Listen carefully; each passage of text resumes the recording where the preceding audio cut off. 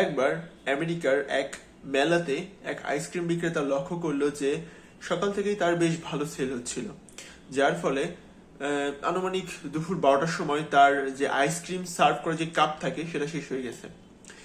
এখন সকালেই যদি আইসক্রিমের কাপ শেষ হয়ে যায়, মেলা তো সচরাচর জমে বিকাল অথবা রাত্রে সন্ধ্যার সময়।